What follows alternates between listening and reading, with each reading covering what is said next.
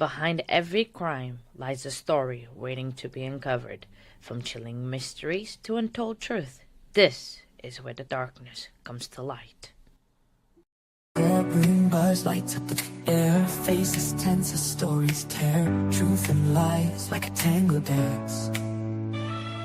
Justice here takes no chance. Gavel strikes, hearts beat fast. Witness takes and shadows cast. Whispers loud like wildfire spread. In this game, none's ahead. Hello, everybody. Welcome and welcome to the afternoon part of this trial. We are following the New Hampshire and Jason Levesque trial. Is accused of attempting and aliving someone over snow. I've heard today from the cross examination and then the recross of the which I believe the lead detective of this case, Kyle Daney, and then we just had Dr. John Fries.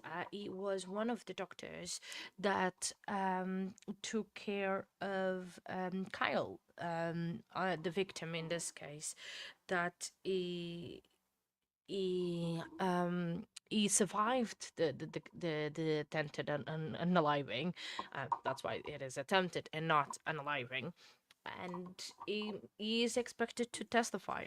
I don't know when, but I'm maybe assuming he might start this afternoon. I obviously he's going to be a very long witness. Um, just to confirm, you guys can hear me, right? Because I had to reboot my computer on a lunchtime because of the extra camera system that I have. Hopefully you can hear me at the moment, and I'm not just stuck into nothing. Um, Court is still not back yet. We still have a little bit of time to talk and to hang out. I just need to make sure that you guys can hear me. Ah, yeah, you guys can hear me. Um, so yeah, so I was saying that Kyle is expected to testify. And it is gonna be very long. Uh, Oh, it is. I was gonna say it's gonna be a very long victim because I am reading my notes where I have everything written, like who's who, the victim and everything, and I was just reading that part, and while I was talking, and I was gonna say, oh, he is the victim. It's gonna be a long testimony for sure because, I mean, I think they're gonna have to establish a connection between Jason and Kyle and how their relationship was before the beep viewing incident and everything, and they're gonna have to talk about that, and it is gonna be a very emotional testimony, that is for sure, because yeah, it is going to be hard, but before that, before we do dive into the afternoon session, I want to do the roll call like Paul asked, which since it is very easy to do at the moment. So hi Paula, hi Lois, hi Denise, hello William, Santiago. Hope everyone is all right this afternoon. Pickles, hello, my friend. You were here very early because you were in a wrong room this morning. So hello, everybody. Welcome in. I hope all is well with you. It is Friday. It is the afternoon. In most, what's that? In most parts of the US, it is the afternoon. So hello, everybody. Um, we only have the afternoon to go, and then it is the weekends. So it's like over the weekend, me and Gardenbot are going to the wedding tomorrow, which hey, you made it on time, Sherry. Hey, yes, you did. You're always on time, exactly when you are supposed to be. Hello, Sherry. Welcome in. Good afternoon, my friend. I was just talking about my plans for the weekend. I love that friend that is getting married tomorrow. Absolutely love her to bits, and um I wish them the most happiness ever, and the marriage be a good one and last for a lifetime. But I am well. in the mood. It's not in the mood with how I am to feeling today. I am not in the mood to go to a wedding tomorrow. I all I want is just stay at home playing video games all day, watch not like watch not good TV, and just to chill, it's been a great week doing this and everything, but it's still been a bit very busy week. But I think I can do that on Sunday. On Sunday, I have planned to do absolutely nothing, because first of all, at weddings you always get a little bit happy. You know what I mean? Wink, wink. In terms of having helping drinks that make you helping drinks. So we are planning to do that and having helping drinks for sure, and just really enjoying the and celebrating our friend, um and that, and just enjoy. And then on Sunday it's gonna be a recovery day, so I think me and Garden Bot are gonna be lazing around all day. I do have some house chores that I would like to get done. Maybe I can do that on Sunday. And I love doing my nails, right? I wish I could do my nails all the time, um, and having them, but I can't because of my day job in a bakery.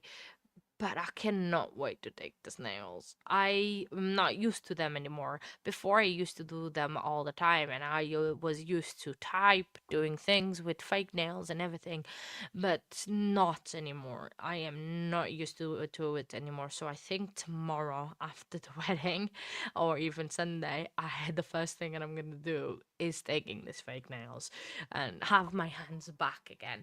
They're amazing. I really love doing this, and I enjoy actually like making the design. I do my own nails. I have very fortunate to have all the tools and everything necessary to do it. But it's just because I'm not used to it anymore. I cannot use them again. It's like I was trying to open a can of pop earlier, well, sorry, soda. We call it pop here. And I was struggling. I had to get my pen to able to lift the little thing that you lift for the soda can, and I was absolutely struggling. And I was like, how? I was like, I know there's like before I was able to do everything, and there's a lot of people that do this. I don't know how people and have way longer nails that I have, so it is an absolutely way that I don't understand how people can do that. Um, but I like doing it. It makes me feel good in a way, but then again, it makes my life hard to type, to do everything. So I cannot wait to get after the wedding, and I can take them off. So this afternoon, I like don't really know what to expect, because they did not say like who was gonna be the next witness or not. So we are going in blind with this trial. There is, in terms of this trial, because there was no court records available. I like at least I couldn't access any court records on this case in the New Hampshire um court records. It's a little bit like watching a trial as a juror. Uh, so yeah, and then um, I was saying earlier actually that I went back and was rewatching um uh rewatching the first few trials that I've streamed in this. I am not encouraging you to go because they were horrible. Well, not that this was hard, like because of me, but anyway. I really want to revisit one of the case, because now having a completely different in knowledge compared to what I had in the beginning when I started doing this. There is this case, the Brie Coon case. It was in Florida. It was a very short court case. It was only like 4 days, and I think even like not 4 full days, because I think one of these days was like an hour or something. Um, and so it was not even 4 full days. the prosecution took like a day, I think, in testimony, which it was absolute wild. I think we are supposed to be back soon. Feed is kicked in, and I need to put my headphones back in so I can listen to when the court is going to go back, and I can stop talking and pay attention, because even the defendant is already there, so we should be starting pretty much soon. Let me turn on the courtroom on sound on the stream so you guys can hear the same thing that I'm hearing, which is at the moment nothing.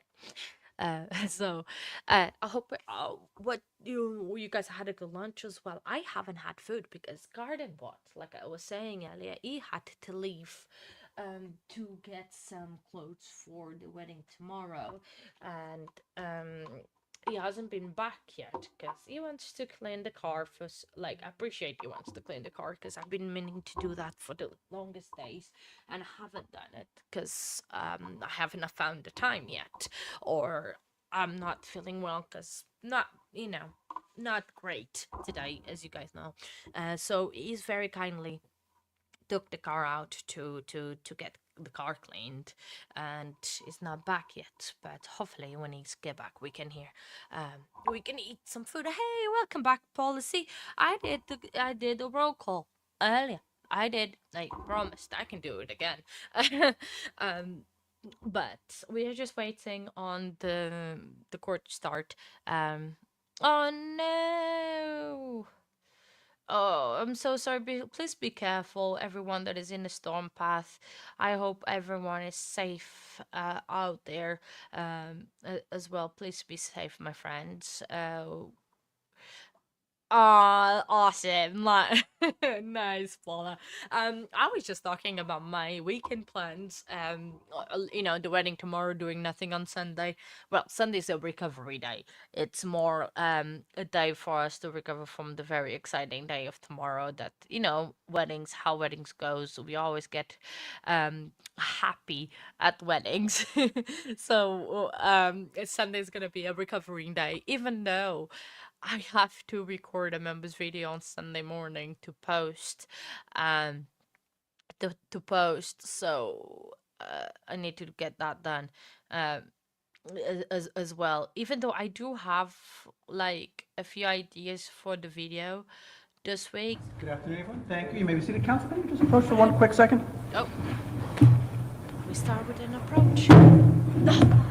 Thank you. This court. Why is this court so noisy sometimes? Honestly, I think I'm gonna have to just count that as a scare. I think scares are catching up to F-bombs. So if you have any ideas for members' videos, please say so, because I would love ideas for that. Yeah. All right, straight entry. Oh, here we go.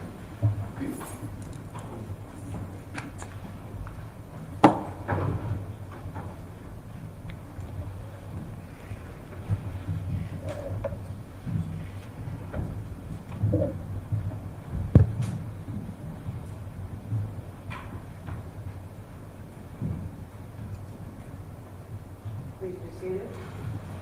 Thank you. Good afternoon, ladies and gentlemen. Thank you for coming back. Not that you have any choice, right? I hope you enjoyed your lunch. I heard it was very nice outside, and some of you got to walk around out there. I'm sorry we're not doing the view today, right? It would have been a good day for the view. I do have to give you some preliminary instructions before we hear from this next witness. So, as you can imagine, it's often anxiety-producing for people to testify in court, and sometimes witnesses ask the court to make certain accommodations for them, as comes up sometimes. We were asked by this witness to allow her to use a comfort animal to help her get through her testimony. The counsel for the parties have not objected to that. The court has reviewed the request and thinks that it meets all of the policies of the court. I've been assured that it won't be any distraction. If it were to become a distraction, we could deal with that. I will instruct you, you're not to give the fact that this witness has a comfort animal, it should not play any part in your deliberations in any way. So you're not to rely upon it in deciding whether this witness is credible or not credible, or deciding what weight to give this witness's testimony. It should just be a non-factor that you're not really to rely upon in any way in assessing this witness. Okay? And with that, we will call the state should call its next witness. Thank you, Your Honor. The state calls Kira Levesque. Thank you.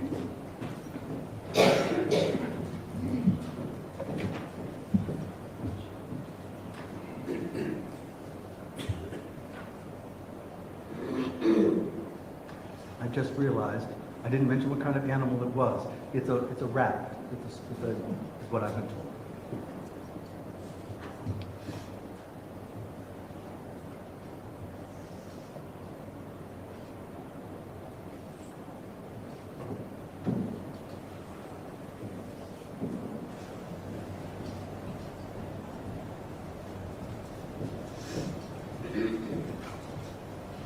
Kira, you can walk right up to the witness stand.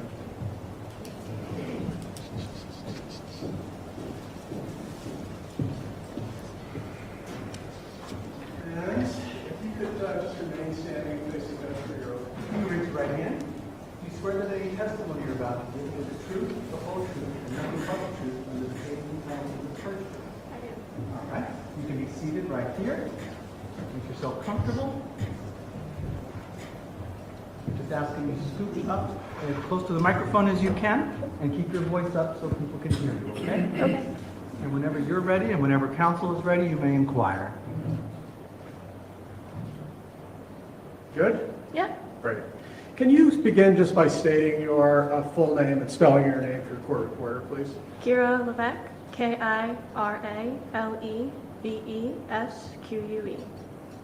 And, you know, I want to be sensitive about some privacy issues, so I'm not going to ask about current, but I'd like to go back to April of last year and ask you where you were living on April 4th of 2024. 41 Summer Street. Who'd you live there with? My dad and my grandparents live downstairs. Who were the neighbors, as you know? Kyle and Angela. Let's move directly into the 4th. What were you doing earlier in the day or earlier in the evening of the 4th? I was working. And was that in Rochester? Yes. How'd you get home? My dad picked me up from work. And what did he pick you up in? A plow truck. Was your dad doing plowing as a job at that time? He was. And can you then describe for us what happened initially, right when you got home? We got home and we just started plowing our driveway like normal during a storm. And you say plowing the driveway, and this was, I think we've all heard this, we've seen some photos and video, whatever. It's snowing pretty good, right? Yeah. And can you just describe the sequence of events in plowing as you recall it? We got home, we were plowing like down towards into our driveway, and we were doing that for a couple minutes, and then he switched around so we could get like coming towards like the opposite end of the street, and we're plowing it like into our porch. And so let me just clarify, you lived in 41, Yep. The Violettes lived in 43, Yep. and when you originally described plowing towards your driveway, you're talking about plowing at an angle across 41, Yes. and then turned around and went towards 43. Yes. You know, without getting into too much detail, were you aware of some prior, even if you want to call them incidents or however you want to characterize it, between your dad and Mr. Violette about the snow situation? No. You had previously talked about a snowstorm the previous year. You recall that? No. So, Kira, I want to be, just fair with you that this event is now, a year old. I'm going to guess that there are parts of this you actually try not to remember. Yes. Is that true? Yes. But do you remember making a statement that very night of the 4th, maybe into the 5th, down at the police station. Yes, You were informed that it was being recorded. yes. And so I actually have a transcript that is a written version of that statement. Okay. And my question to you is whether or not seeing, reading aspects of that transcript might help your memory. I'll look at it. Okay. Pardon me? Would you ask me to approach council? Yeah, just for a second.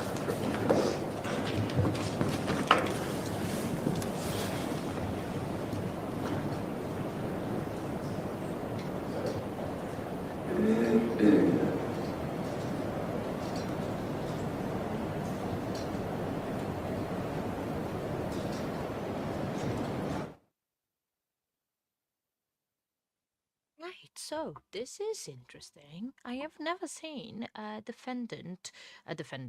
witness, that has a rabbit. Well, I mean, first of all, not that has a rabbit, a witness that has brought in a comfort animal, which is, really good that the court so this is the daughter of the defendant, Kira Levesque, and she asked the court when she needed to testify, I think because of PTSD, anxiety, anything. So she has a support animal, comfort animal with her, and that's the rabbit. So she has been allowed by the court to have the support animal there present with her to help her through the testimony, which is actually never seen before.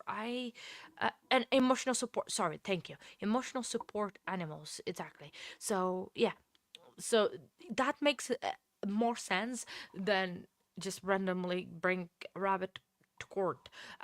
Definitely that indeed, but it's just very interesting that I have never seen that happening, considering we deal with a lot of emotional things in court. You would think, oh yeah, pretty sure Denise, yes, pretty sure she had to do this. But it's interesting that she was able to do it, and I cannot unpin your comment now. I don't know why. Um, why is that? What is that? Ah, there you go. I couldn't unpin the comment. So yeah, so absolutely she had to, but it is interesting that, but I would think that watching courting cases and trials like we watch, right, we would probably have seen this before.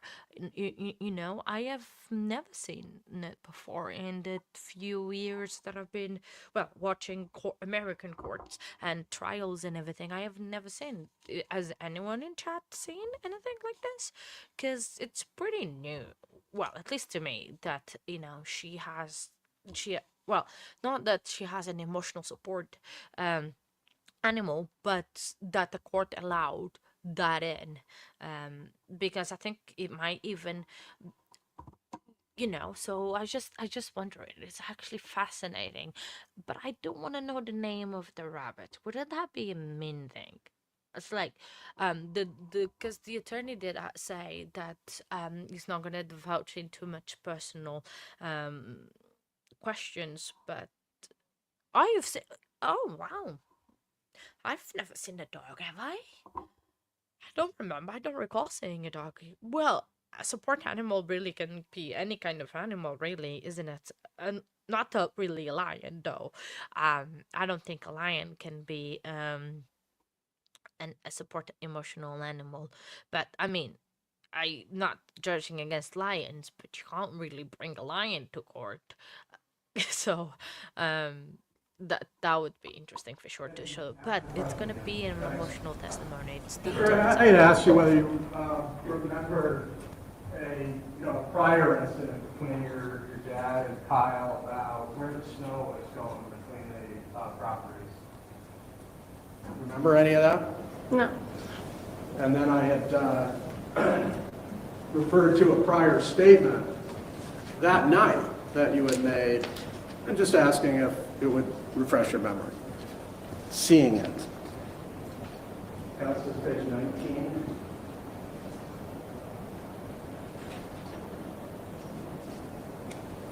Line 20. I wonder if you could just read this. I can't see that far. Yeah, you can take it. Well, this whole paragraph, you can read to yourself. Let me know if that helps or not.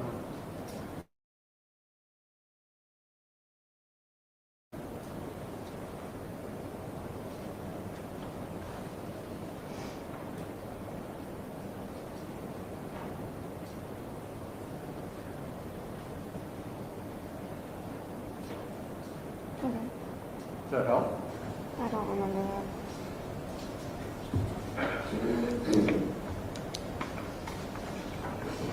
But when police officers asked last year about kind of any prior snowstorm incidents, you did answer them. You said last winter there was this kind of conversation between Kyle and Jason, right? Okay. Well, those are your words, not mine. Yes. And you told the officers, yeah, I mean, there was this incident where Kyle was moving snow and it went onto your property, and your dad told Kyle not to move it there, right? Okay. Well, you say okay. Those were your I mean, if I words, said right? it, then yeah, I just don't remember. Okay, that's fair. But you'd agree with me, these are your words. Yes. And you also went on to talk about a snowstorm, the first snowstorm of 2024. And that's right here. You can read that to yourself.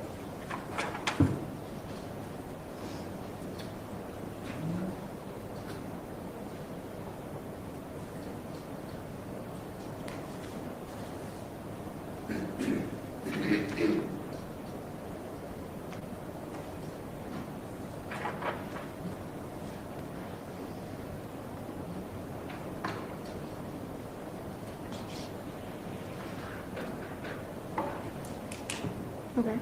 Does that help your memory?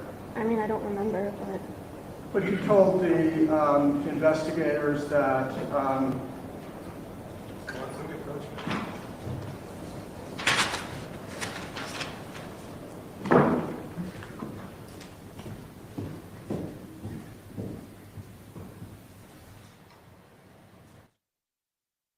So, is he trying to? It's not to impeach her because this just started. But is he trying to catch her on a lie of her testimony, on interrogation? Because I was like, sorry, I was a bit distracted.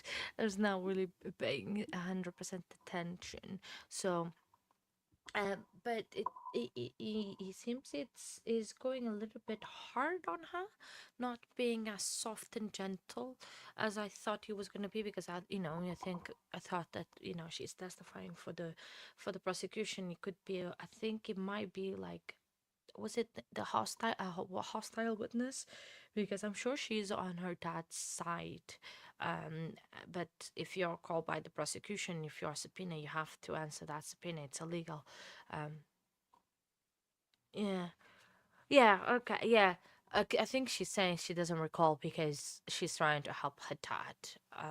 Even though that this whole situation, it is very sad and very traumatized for to her. I think she might still be on her dad's side and maybe saying that she doesn't remember the situation, to try maybe to help her dad, because no matter what, it's her dad and she wants to do that. I don't know. What do you guys think? Do you think that, or do you think that she doesn't actually remember? Hey, it's all right, Lois. It's absolutely, yeah. I know. It is very sad. It's a very hard case. Um, it's okay, love. It's absolutely fine. I'm sure. Have you seen our witness has an emotional support animal, which is so cute. It is absolutely the cutest rabbit ever. Um, it's so cute. And yeah. So I don't know. I was like, yeah, PTSD probably blanks out that portion of event, and she probably doesn't remember. But it also can be used in yeah, it is. It's a bunny and it's so cute. Has like a black, it's not a black eye, but it's rounded out black to the eye. So cute. I think I had a rabbit when I was a kid. Um I don't really remember.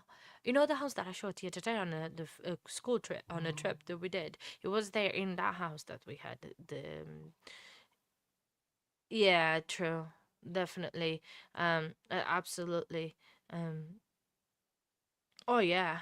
I agree, Stephanie, that she's helping the dad and I but PTSD with blackout memory, which in turn works out good for the dad in a way, but I think well with her testimony and everything they can kind of recall her um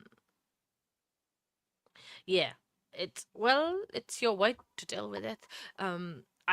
Yeah, there's certain things like even though I have a good memory, there's certain things I black out and that I don't wanna sorry remember about and everything. And I'm sure she's doing her best, but it also works out in the favor of the dad if she doesn't recall, and even if um they try to recall with that testimony from the police, she can still say I don't recall, and that'll be pretty much it. I mean, so uh yeah, so it is good. Like it's a freedom thing if you can do that. Yeah, so we'll see.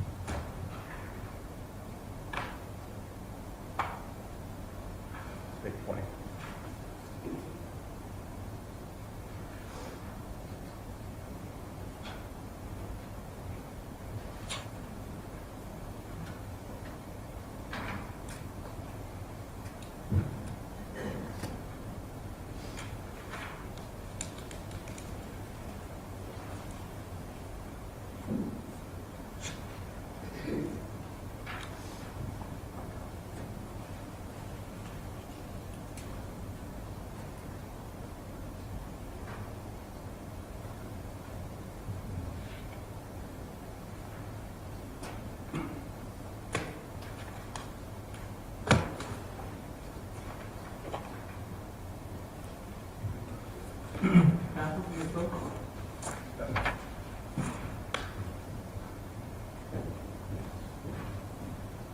And we're approaching again. What is going on?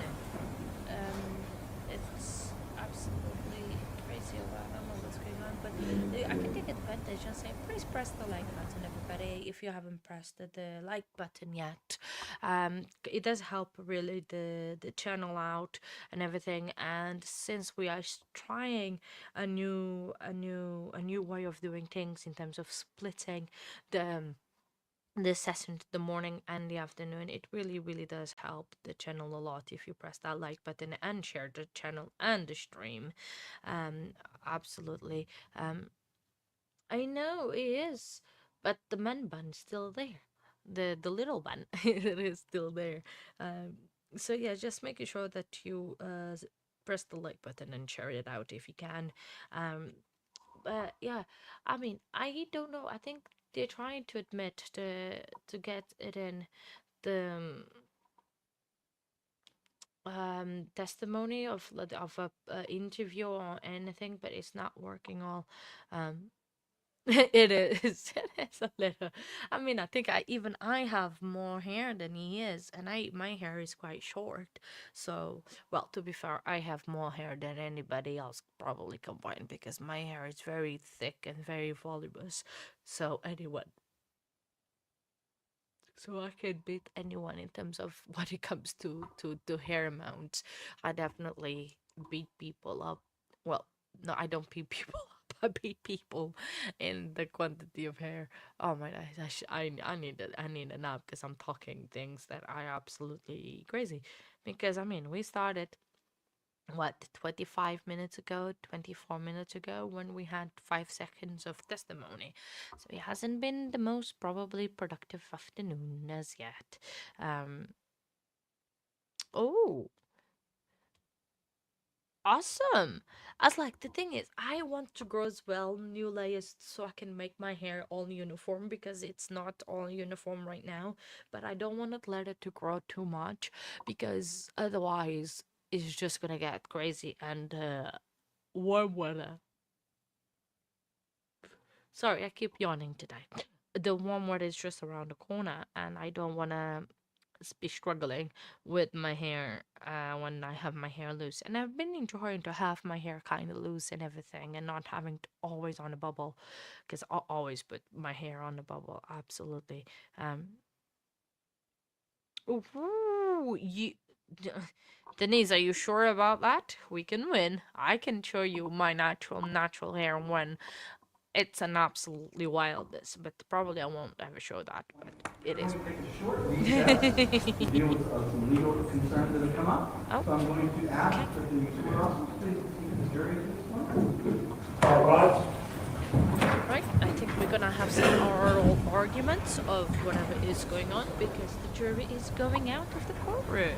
So I think, but I think I agree, Lou. So I think we need to see definitely that hair, Denise, not mine, yours. That would be very fun and interesting to see. One second. Something's falling off in my fingers. Yay! That's awesome. Are you in our Facebook group, Denise? If you want to. Oh, here we go. I think we might hear this part. That should be fun. Counsel, you ready? I am. So then what's going to happen is we're going to ask you a series of questions about the plan, that are designed to determine whether certain documents are necessary. So, can you answer their question? I think you said you remembered going to the police department the night of the 4th into the 5th. Yes. And were you aware of really the importance of being truthful, complete, and honest when you were talking to the police? Yes. And looking back, do you feel like you were truthful, complete, and honest with the police when you made your statement about or answered their questions about background and what had happened? Yes. And do you feel like you had a better memory of events last year, the 4th, going into the 5th, Yes. of events and the issues I've asked you about? Yes. Do you feel like your memory now isn't quite as good? No, it's not. And And can you even remember making certain specific statements that, for instance, that I've showed you? no.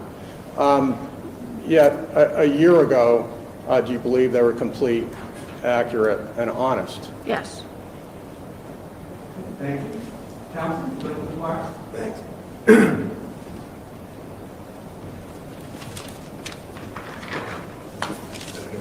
Hi, Mark.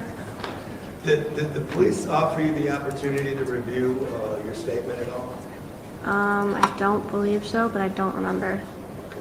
And can you tell the judge when this statement would have been made relative to the shooting?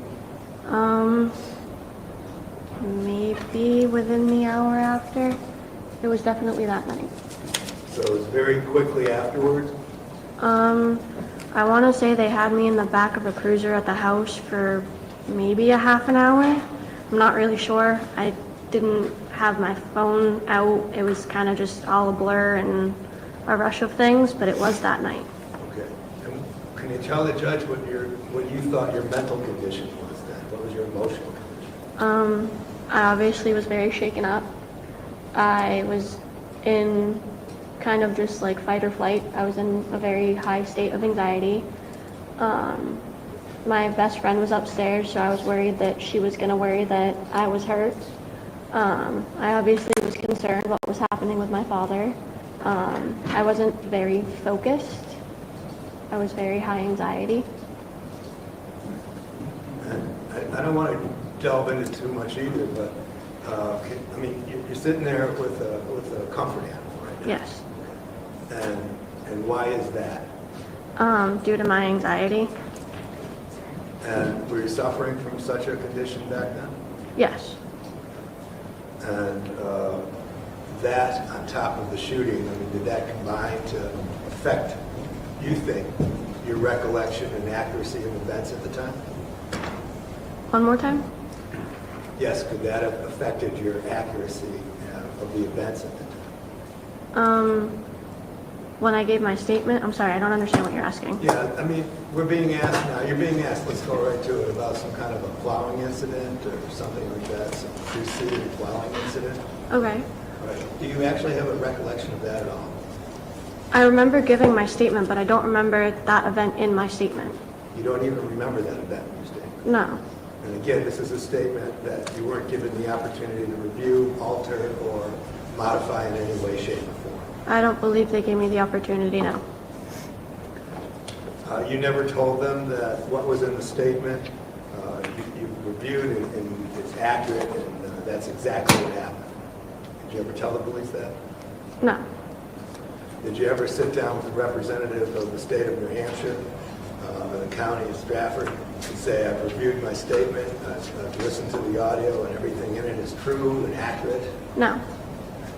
So this is the first time you've given that opportunity? Yes. And after even listening to that, and after we've just gone through, you still don't recollect any kind of a plowing incident prior to this? No. Sure of that? Yes. Thank you.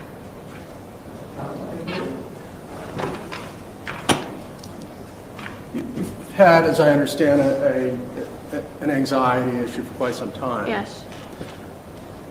Your anxiety issue doesn't cause you to, for instance, lie. No. You were aware that you were speaking to police officers. Yes. You were aware you were speaking to police officers about something really important. Yes. You were aware at the time that it was important to be honest. Yes. You were aware at the time that it was important to be complete and accurate. Yes. Your claim now isn't that anything in here is either a lie or not complete or not accurate. Your claim is that you simply don't remember it. No. Is that right? Yes, correct. I don't remember. But again, just a prior so-called plowing incident or snow blowing incident in the context of a shooting that took place within an hour or so, was that a big deal to you at the time? What do you mean? I mean, was this prior subject of a prior incident in a prior snowstorm at all important to you at that point? I, I mean, did you think it was a focal point? Did you think that was important? I still don't understand what you're asking me. Did the police tell you that it's really important that you accurately tell them about this prior snowstorm? The one that happened that night or the one before? The one they claimed that took place before? No. And in fact, in your statement,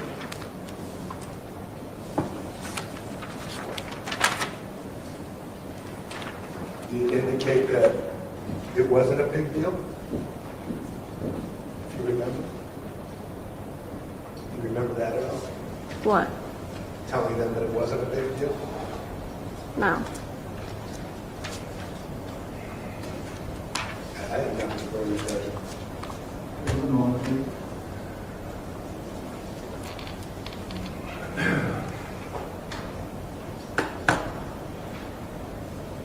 Any further? I'll just reiterate that the issues concerning kind of the impact of the moment, to me, go for the weight, not admissibility. By the way, we also have body cam of Officer Sergeant Knox, who was present during that half hour. Candidly, it shows a quite composed young woman, and I'd be glad to play that for the court as well. Again, the question is, how can you use this thing, right? I mean, impeachment's only good if you can adhere to the statement. I mean, did I say that before? And we're getting an answer that's like, I don't remember ever saying that. So how can you even impeach it? But I'm looking at the rule too. I mean, again, which specific rule are you saying this is going to come in? Counsel, I think the argument is Rule 8035, recorded recollection, the record that is on the matter that witness wants knew about the county not recall and testified fully and accurately is made or adopted by the witness in the matter expressed in his memory and accurately reflects the witness' knowledge. The rule will not say that he admitted the record to be read in evidence, but it doesn't get to see that it's supposed to do. Yeah, it wasn't accepted by her. When it was made. Made It or was made, but it wasn't accepted, you know what I'm saying? It was made or adopted. So, Mike, having heard the, what here is witness, I'm going to allow the statement to come in to report the recollection. I do find that witness testified was made on the matter that she wants to about. If you do not have a call, she did testify at the time she was careful and truthful and accurate, including sources and truthful and accurate in statements. It was made at the time that the matter was fresh in her memory. And for that reason, we allow the statement to come in as a report of recollection. Although, counsel, you're not talking about the whole statement. No. You're talking about the particular portion that you're interested in having to do with prior complying? Yes. And is the court allowed to get in substantive? Yes, comes in the substance. I don't think there's any addition to that, so stand on the objection. Objection, no, it does come in the substance, that's all I indicated, it gets read to the jury, it doesn't get presented to the exhibit. I understand. Very good. All right, we'll bring it, ready to bring the jury back in? All right, that was a bunch of legal mumbo jumbo we need to worry about. You just need to answer the question honestly, okay? Perfect. Very good.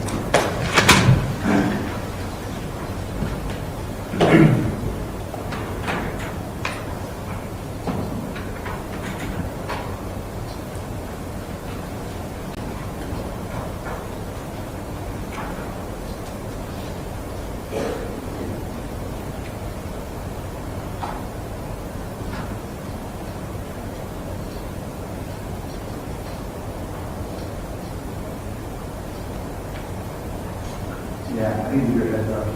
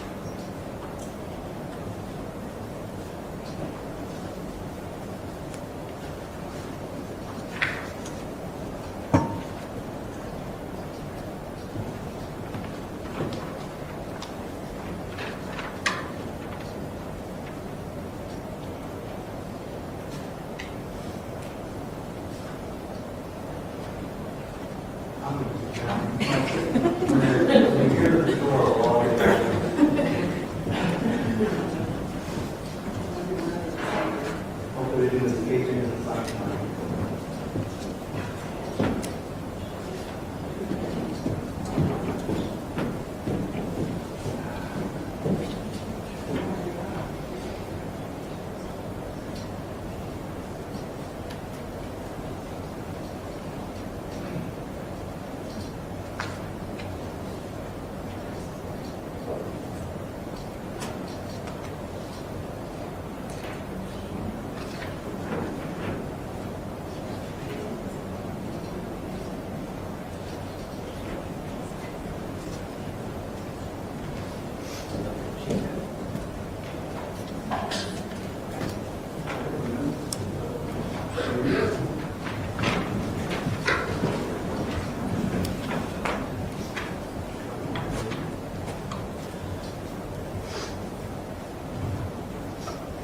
All rise, Jerry Anthony.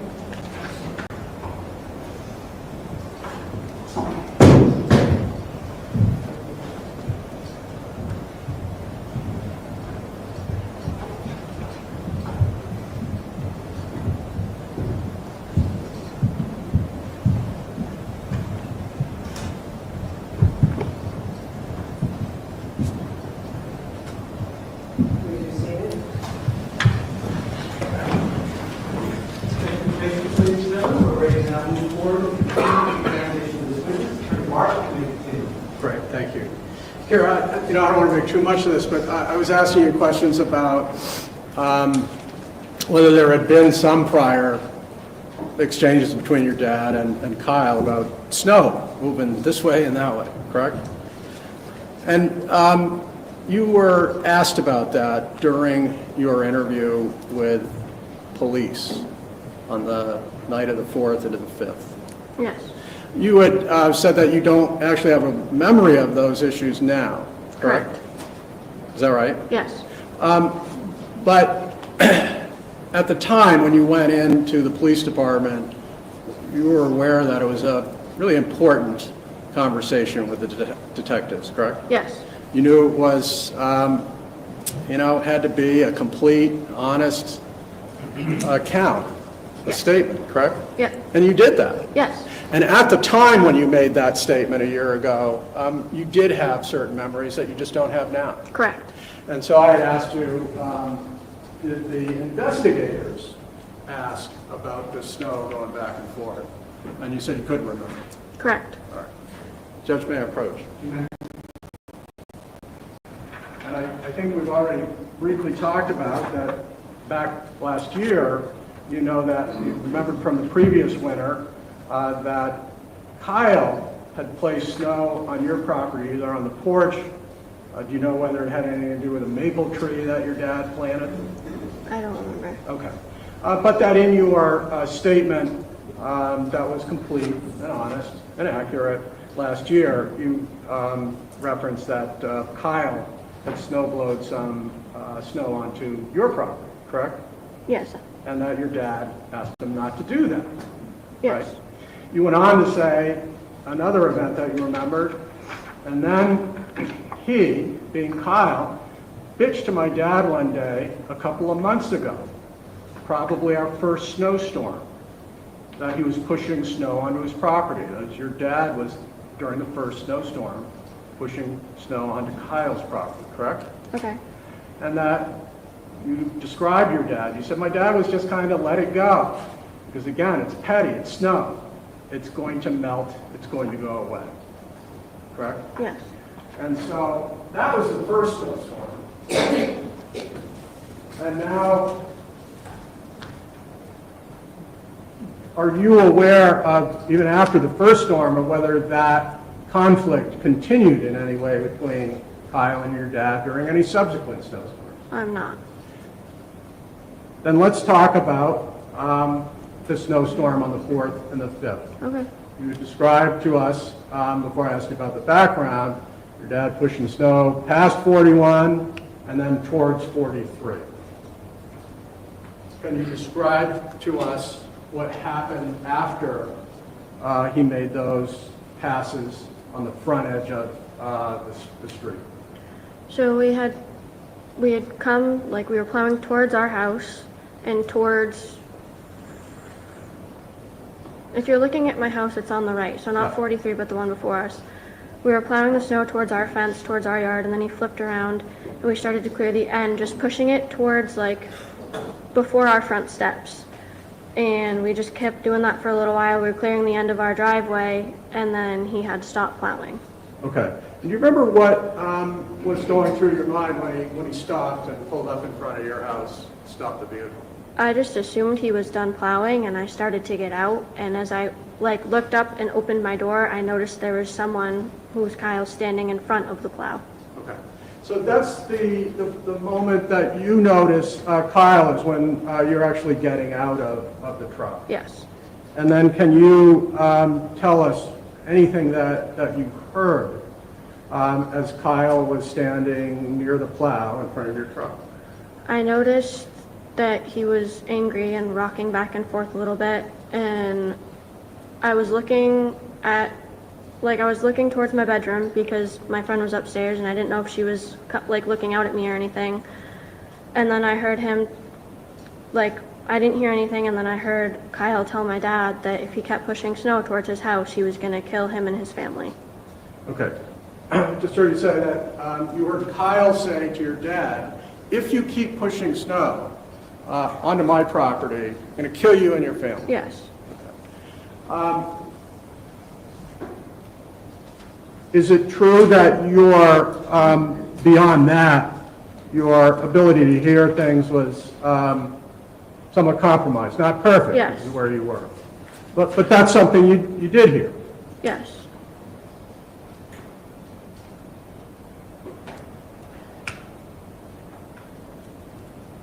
Remember the detective asking you, kind of, besides what he said, about what he did? Did he do anything that was threatening in your view of what you observed sitting in the vehicle? He asked me what he looked like what his actions were. Do you remember what your answer was when he actually asked you if you saw anything threatening? I believe that I told him that I didn't see anything threatening, but he seemed angry. He seemed like he was gonna throw a punch, but I don't recall saying anything other than that. Okay. I guess I want to be somewhat careful about, this description and your answer to whether you actually observed some physical act that was threatening from Kyle. Your Honor, may I approach? And in this instance, I'm going to ask whether this, in fact, helps your memory. Counsel, this is 13, line 4 through 7. Thank you. You need me to hold this to the No, mic? you're good.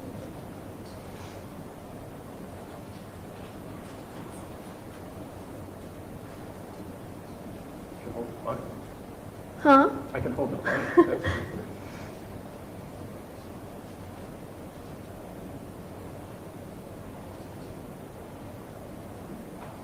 Okay. Yep. Yep. So those details kind of help? Yes. That your response to whether he did anything threatening was that, well, he rocked back and forth a little bit. Is that right? Yes. He said, I don't know if he would have thrown a punch or something, correct? Correct. Now, we've seen video, but just confirm, he didn't throw a punch, right? No. And when you heard him make that threat, he was right up there next to the vehicle next to your dad. Yes. When he was up there close next to your dad, did you see him produce anything sharp, like a weapon? No. Anything like a knife or a screwdriver or anything like that? No. Did you see or did you hear him make a statement that he had something, a weapon on him, and that he would use it? No.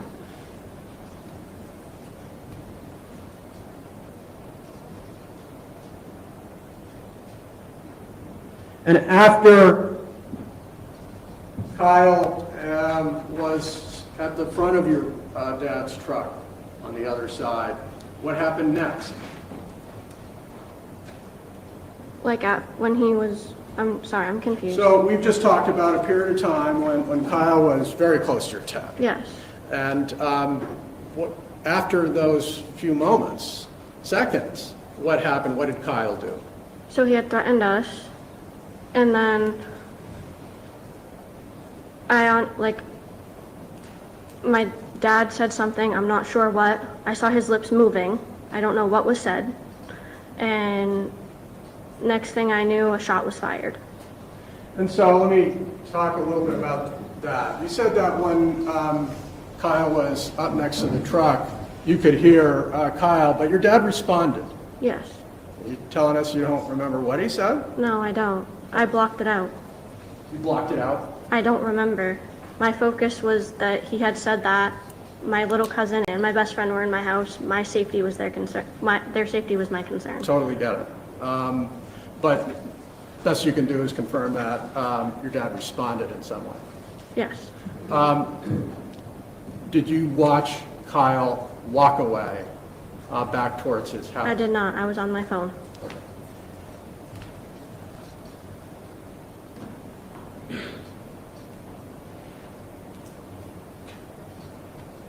But you did see where your dad and Jason were positioned when your dad took out a gun.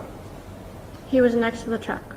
And you saw where Kyle was when your dad took out a gun.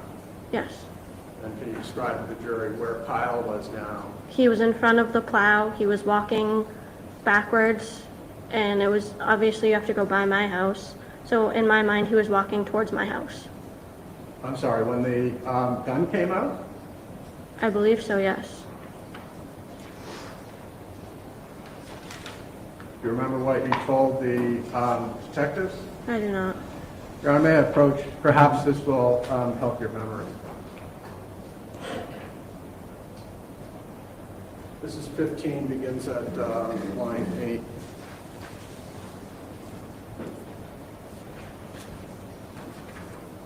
Good.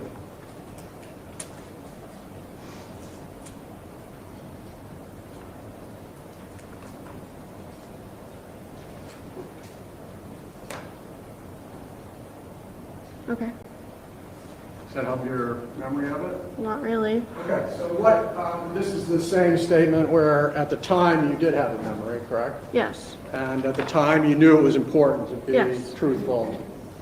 And so what you told the detective when he asked where the shooting took place, you described it and actually drew a little map, but you said Kyle was running. And they asked, the neighbor was running? And you said, yes. They asked you, do you know why he was running? You answered, I'm assuming because my dad pulled out his gun. On the next page, you said, I would assume so. I mean, I would run too. Do you remember that? I don't. And do you remember telling the officers when the gun came out that Kyle was moving towards his house, not your house? I do not. Well, I just want to be fair about this. This is page 16, line 1.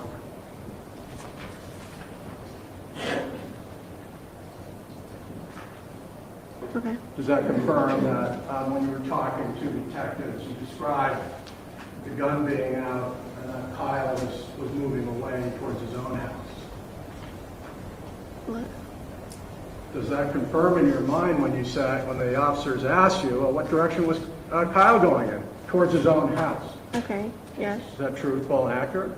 Yes.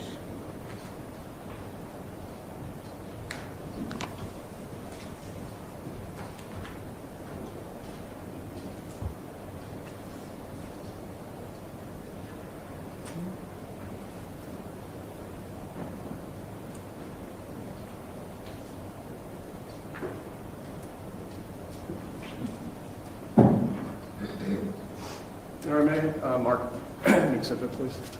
Yes. The diagram associated with We can go in full. Okay. We can go in full. All right. Page 26.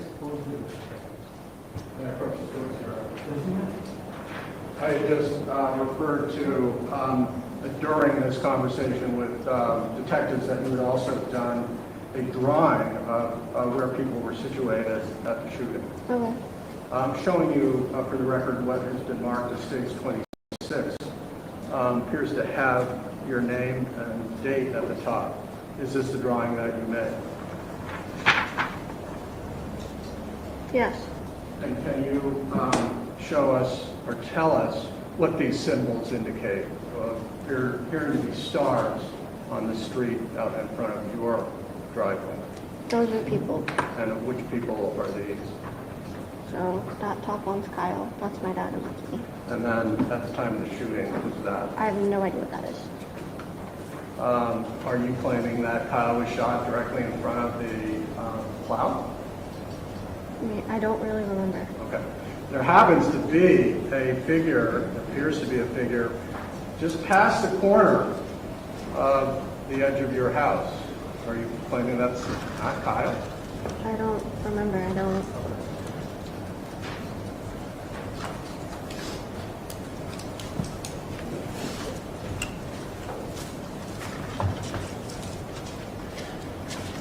Nevertheless, you were clear with the officers at the time that when the gun came out, Kyle turned away. You characterized it as running towards his own home. Yes. And I don't want to, kind of force an experience on you, but did you, so we know you saw him produce the firearm and you saw Kyle react. You describe it. Do you remember him being shot? I didn't see it. I heard it.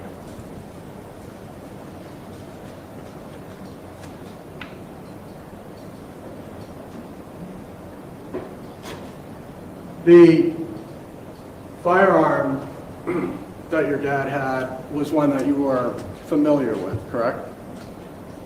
I knew of it. I wasn't, Well, you had gone actually out to the firing range with him and described it as a Glock, right? yes, And so you were familiar with it from literally going to a fire range with your dad? yes, You told investigators that you were aware that your dad took the firearm anytime that he plowed at night. yes. And so that's what I mean by familiar. with Okay, then yes. firearm.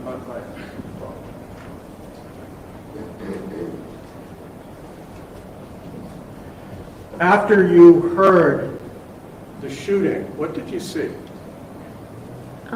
I saw my dad get back in the truck and we pulled back into the driveway and I was very anxious. He was anxious. He started to call, like he dialed 911 and before he could press the call button, they had already been there. So he couldn't call fast enough? I mean, you say before he was even able to call, they were at the scene? Yes. So what was he talking about before he was trying to call 911? He got back in the truck and he didn't really say anything. He looked at me, I looked at him, and we pulled in the driveway and then everybody showed up, the cops showed up. My dad got out of the truck with his hands up.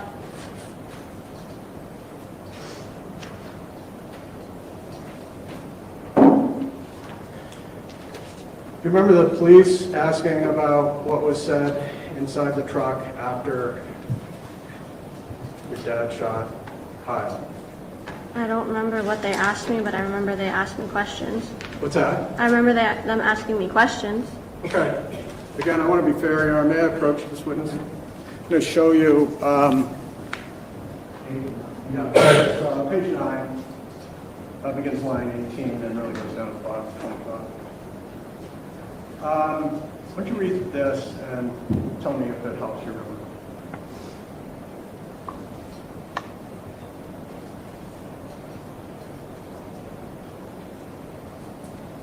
Okay. Does that help your memory or not? I mean, I don't remember him saying that, but This, again, is the same statement that you were being truthful, honest, and Yes. accurate. Your memory has just gone through a lot last Yes. year. And so this indicates that the detective asked you, what was the conversation like when you got back in the truck with your dad? Or your dad got back in the truck, right? yes, And you described it then in some detail. You just saw that your response to that question was, he looked at me and he was like, what do I do? And you responded, what do you mean, what do you do? And his response to that, to clarify, he said, he was like, well, do we run? And you responded to your dad, said, I'm like, no, we're staying put. He was like, yeah, you're probably right. He responded, I am right. Like, you don't run. He continued to ask you what he should do. And your response was, I don't know. I don't know. You sit here and you wait. He asked you whether he should call 911. You merely said, if you want. I don't know. Like, I literally don't know what to tell you right now. Like, I just got out of work. Like, I'm exhausted. Like, I don't know. This is your path, you said to your dad. Remember that? I don't. And yet, this is the accurate, complete, and honest statement you provided that night Yes, about the conversation you had in the cab of the truck with your dad. yes. Judge, can I have just a minute?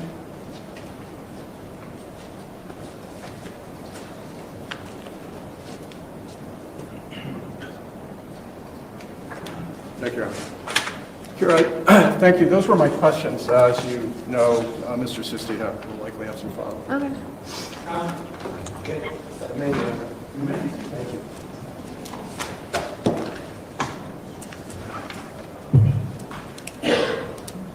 Afternoon. You doing all right? Yeah, How's the rabbit doing? Okay. she's jumpy, but she's good. Okay.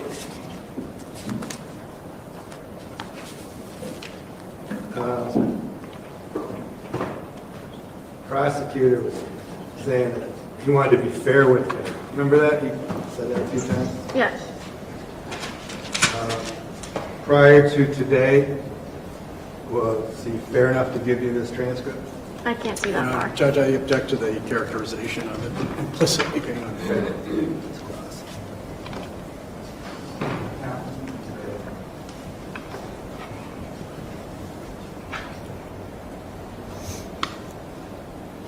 I never got this. You never got this transcript? I did not. This transcript that the prosecutor's been using over the past 25 minutes? No, I've never received that. Did the police, after your statement, give you an opportunity to review your statements at all? I don't remember, but I don't believe so.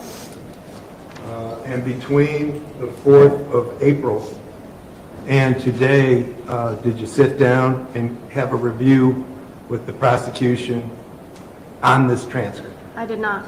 So this transcript was being used for the first time that you saw it today. Correct. All right, we're going to go through it a little bit too, but I'm going to forget about the transcript for a second, okay? Okay.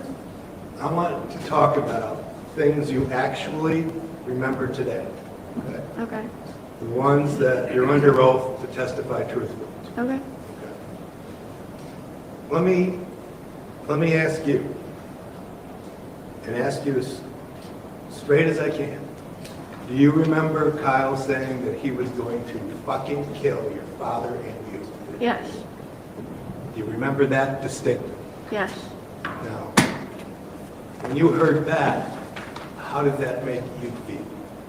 I was scared, obviously, because someone had just threatened me. But that had triggered my anxiety, so I kind of started to shut down and block everything out. All right, but I want to make sure this jury knows that that's something that is crystal clear, correct? Yes. That is something that you surely told the police, right? Yes. And that is something that is ingrained in you that you can't even shake out, right? Correct. And it makes you nervous and anxious to this day, doesn't it? Yes.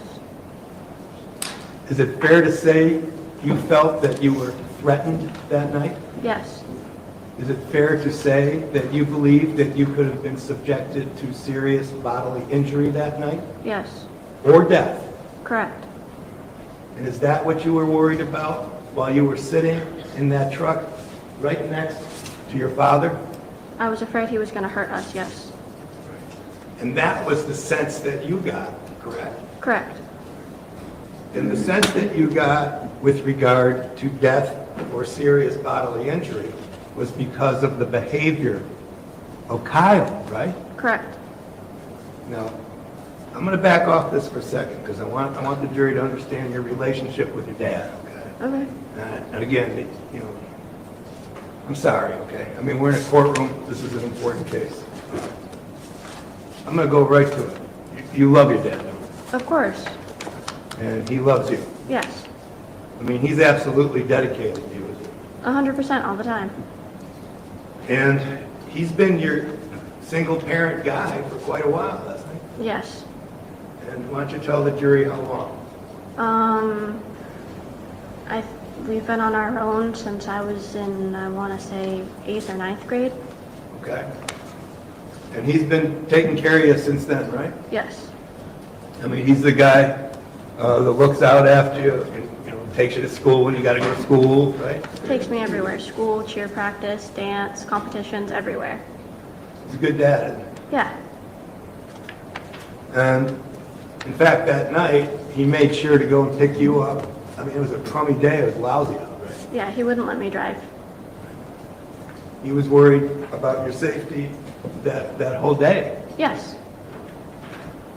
And when you got in the truck with him that night when he picked you up, he was doing okay, right? He wasn't angry or anything, was he? No, I mean, he was tired from working, but he wasn't angry. He wasn't anything like that. You guys were getting along just fine? Yeah. And when you started plowing, did you do a couple jobs with him before he went to your house? I don't think so. I think we went right home. Okay.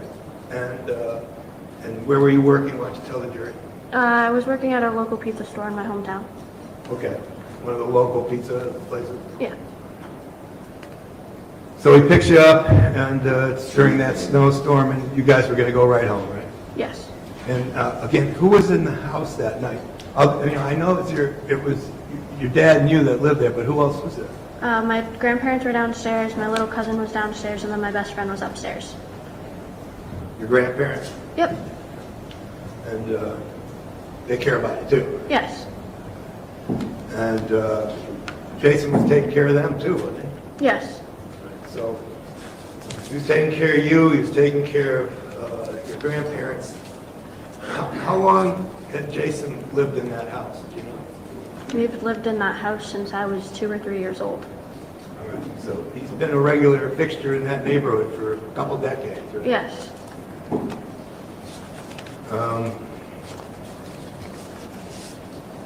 When you got in that truck that night, did you anticipate any trouble at all? No. It was just a regular night. Yeah. And when you were plowing in front of the house, was there anything weird about it? I mean, was it just a typical plowing thing that you were doing? Yeah. Now, the jury has seen some videos of the whole, not the whole thing, but as much as we could capture on video, okay? Okay. Would it be fair to say that you didn't capture the whole thing either? No, I did not. Would it be fair to say that the things that stuck out to you were the fear that it created when Kyle confronted your father? Yes. And the fear that it created and has been continuous with regard to the threat on your life? I'm sorry, one more time. The fear of the threat on your life? Yes. And as far as your dad was concerned, he wasn't swearing or anything at Kyle, from you recall. Do you recall? I don't remember. He wasn't aggressive toward Kyle, was he? I don't believe so. In fact, Kyle came up abruptly and without any notice, correct? Correct. I mean, he kind of surprised you too. Yes. And did you notice that your father just stood up and stood in one place and didn't even move for a while? I wasn't paying attention at that time. I was starting to get out of the truck, and that's when I noticed him. And as soon as I got back in and shut my door, I noticed my father had stepped out. Okay, so you got out of the truck and you were just going to go in the house or something? Yes. And then Kyle came? So Dad parked, and I was getting ready to get out, and as I opened my door and looked up, I realized Kyle was right there, and I just got back in the truck and shut the door. Okay, and why did you shut the door when Kyle was? Because he was right there, and I wasn't going to walk past him. I didn't know why he was over here. I didn't know what his intentions were. All right, but then you got to hear his intentions, right? Yes. And he claimed that your father was plowing snow into his yard or something like that? Correct. But you were right in that truck, right? Yes. You guys weren't plowing snow into the yard. We were not. So did that make any sense at all to you? No, there's a telephone pole in the way. When you describe Kyle, would it be fair to say that he was enraged? Yes. Would it be fair to say that he was acting really strange? I mean, he was rocking back and forth, so I'd say he was angry. You know, the prosecutor asked you whether or not Kyle had anything in his hands or anything, or said he had anything. You didn't know if he had anything or not, do you? His hands were in fists, so he had nothing in his hands. I don't know if there was anything in his pockets. Right. You didn't know if there was anything in his pockets. Your father wouldn't have known either, right? Correct. But all you guys both knew is that you were being threatened, Correct. and you didn't even know why, right? Correct. It made no sense to you, correct? No. That somebody would be that enraged and that violent for no reason whatsoever, correct? Correct. And the reason you got back in the truck is because you were scared of Kyle. Yes. So this only took seconds. You know that, right? Yeah. And he came upon you unexpectedly, and he made a threat, and it didn't make any sense to you at all. Correct. The detective in the case wanted to know whether or not Kyle was close enough to your dad where if he threw a punch, he would hit your father. And was he close enough to your dad where if he threw a punch, he would hit your father? I believe so, but I'm not 100% sure. Okay. But they were close up, right? They were close, yes. And you know what? I mean, what's weird is that the jury probably has a better view of how close he was to your dad than you did. Because they got to see the videos. Did you get to see any of those? No. Probably don't want to either. Oh, Now, after the shots were fired, okay, your dad drove the truck right into your driveway. yes.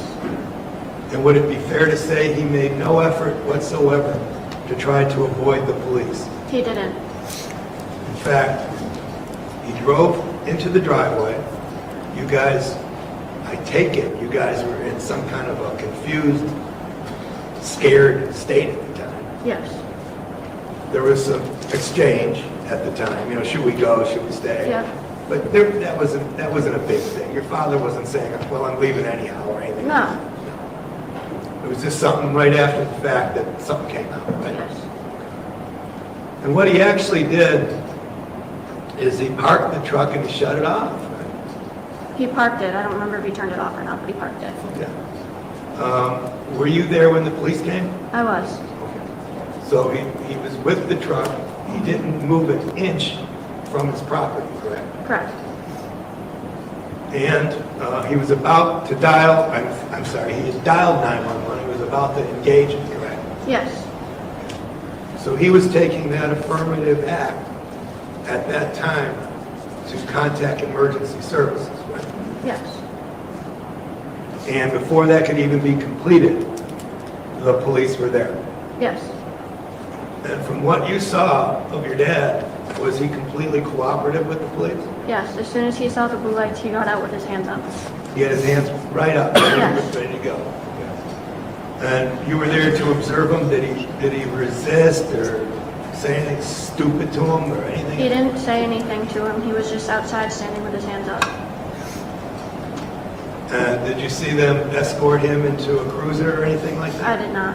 Okay, I mean, you were trying to stay away from this whole thing. There was an officer talking to me, just letting me know to gather my things, and they were going to put me in the back of a cruiser. Because they were going to take you to the police station. Yes. So when we're talking about, you know, recollections and what's in this transcript, it's fair to say that you didn't get to review it at the time. Correct. You didn't get to review it over the past year. Correct. And you didn't get to review it like before you took the stand. Correct. And the only time you've been seeing this stack of papers is this afternoon. Correct. And in all honesty, you probably did forget some stuff, right? I'm sorry, one more You time? probably did forget some stuff. Most of it, yes. Yeah. But what's the one thing you remember about that night, the clearest, without any question at all? I remember him threatening us. I remember that after my dad pulled in the driveway, he got out with his hands up and didn't resist, and I remember going to the station. And your dad would do anything to protect you, wouldn't he? Of course he would. And you told the police that too. I did. Thanks, Gil. Thank you, Judge. You know, on that last point, you told the police that your dad would do anything to protect you, but you also told them you didn't think you should have shot him. Correct? I don't recall. Pardon me? I don't recall.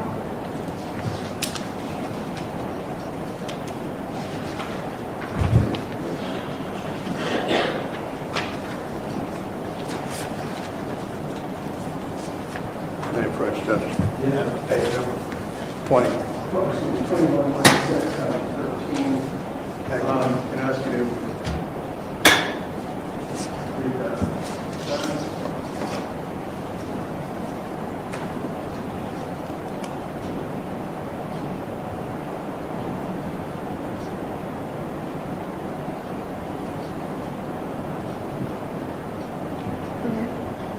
And they asked you, and you answered, do I think he should have shot him? No. Repeat it again. Do I think he should have shot him? No.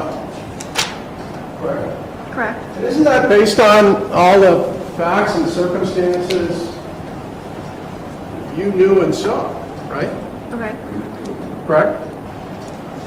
What are you asking? I'm sorry. You answered them that you didn't think he should have shot him because you were there to hear and see the events, correct? Correct.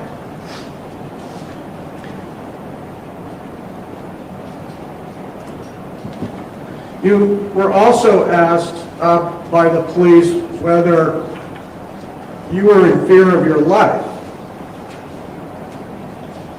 And your answer was no. Because my dad was there. Is that right? I don't recall, but that is something I would say because my dad would never let anything happen to me. But that's, Mr. Sisti asked you a number of questions, well, sort of stated questions, answers, that you were in fear for your life, weren't you? And you answered, yeah. I was fearful because he threatened me, but I knew my dad wouldn't let anything happen to me. Okay.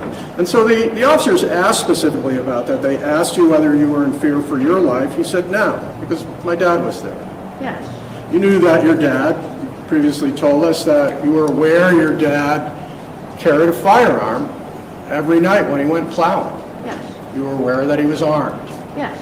They were asking you when or if Mr. Violette actually did anything, not say anything, but did anything threatening, and you described rocking back and forth. Correct. Rocking back and forth, and maybe he could throw a punch. Yes. Okay.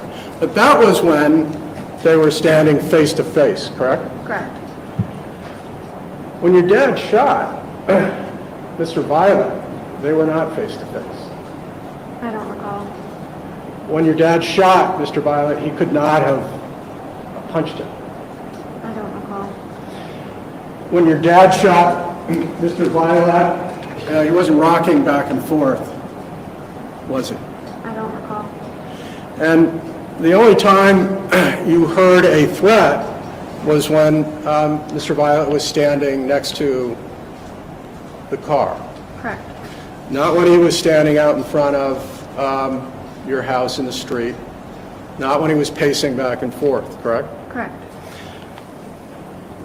And now Mr. Sisti asked you, Attorney Sisti asked you, is it clear in your mind that he said, I'm going to fucking kill you and your family or your daughter, correct? Yes.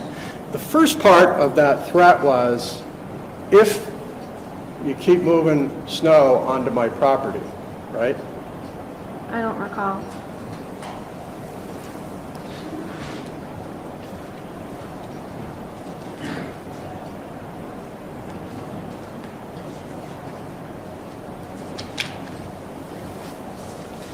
You certainly recall that he came over and was saying, I'm sick of you putting snow in our yard, I correct? don't remember that. Page 314, Your Honor, I approach.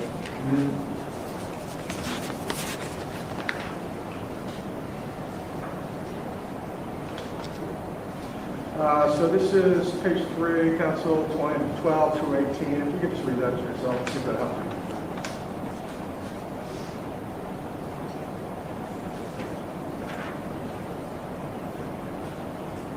Okay. Does it help your memory? Not really. Okay, so what you said to investigators at the time,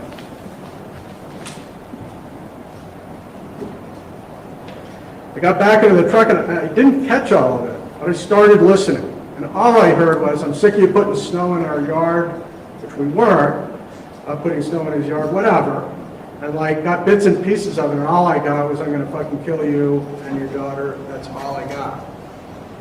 Correct? Correct. So you heard something about snow getting pushed and you heard a threat. Correct. And after that, Mr. Violette walked away. I believe so. I don't remember. And you at the time just said to the officers that he pulled a gun and that Mr. Violette was heading back towards his own home. He was walking. Described it to the officers as running. Okay. Fair, walking quickly back to his... I don't remember. Okay. The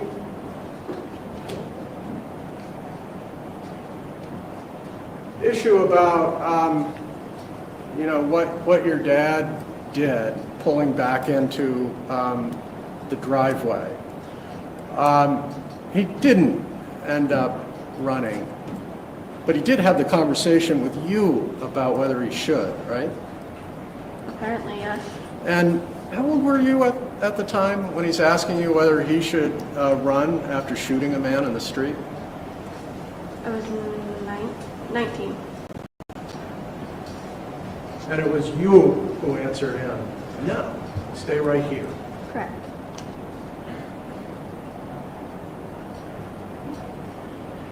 I've shown you the transcript a number of times. This is a transcript that you have said is a statement from a complete and honest account. Anything about seeing that transcript look unfair to you? No. And my understanding over the past year is you haven't really wanted to talk to anybody about any of this, correct? I haven't been offered. You haven't wanted to either, correct? I didn't go out and reach out, no. No. I'm not suggesting you should, but you have communicated to people that you really don't want to talk about this, correct? In public. And there's nothing about the transcripts that we've used to help with your memory or to give an account of statements that you made that was inaccurate, correct? One more time? There's nothing about these statements that I've shared with you that you've had an opportunity to look at that is inaccurate, correct? Correct.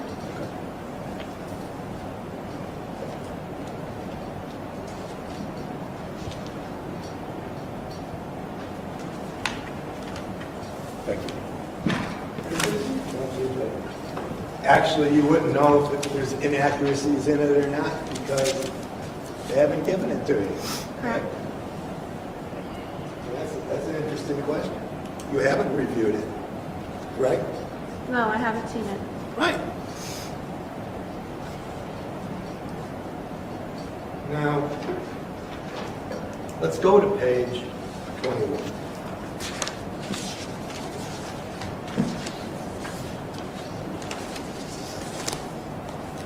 All right, and I want to ask you something, okay? Nobody wants to shoot anybody anytime, right? No. And you're sitting there and you're saying to yourself, it's terrible that somebody shot somebody, right? Correct. And you wish that something like that would never happen, right? 100%. Right. But that night it did, right? Yes. I mean, that's something that's out of character for your father, right? Correct. I'm going to object, Your Honor. Approach.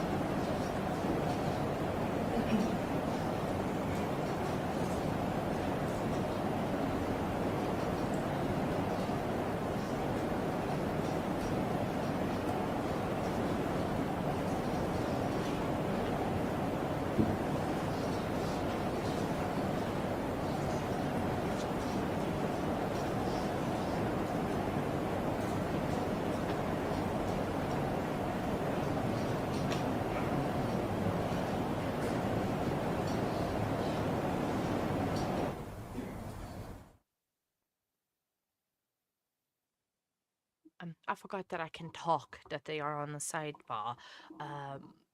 As I was just saying to myself that I think the testimony is a little bit sidebar to the one-sided. I think it's, even though she's state witness, I think she testifies. She said more words and said more about this whole situation when the defense attorney was asking the questions. Because I thought in the beginning when she came on, she was like, yes, it's her dad, but she would tell things how they were and help the prosecution and like not turn against her dad, but even though it's a hard situation, she would say the truth. Not that I'm saying that she's lying, but it seems that she has more information when the defense asks questions rather than when the prosecution. But that might have been prosecution's goal, to show that there is two That sides. previous question was asked and now been withdrawn. Interrupting me I'm again. instructing you that the answer that was given to that previous question is disregarded by the jury. Thank you.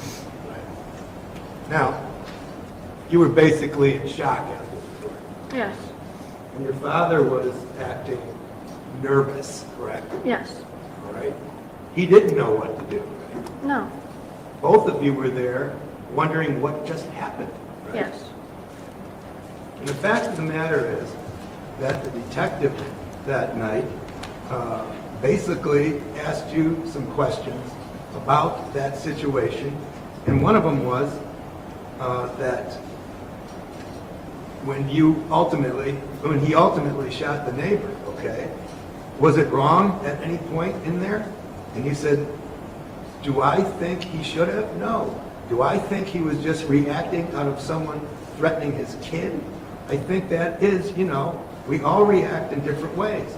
I think he was just, in the end, trying to make sure I didn't get hurt. And I know he will do anything to keep me protected. Do I think he should have shot him? No. Do I think it was his just automatic response of my kid's in the car, I need to protect her? Yes. Is that your opinion today?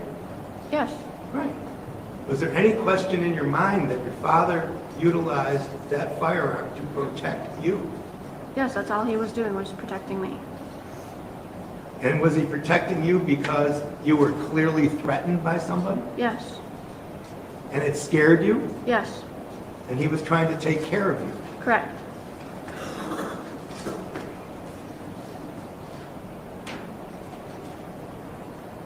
There's nothing wrong about that, is there? No, Thank you. I'd move to strike, Your Honor. It's a conclusion for the jury whether there's something wrong with it. In her opinion.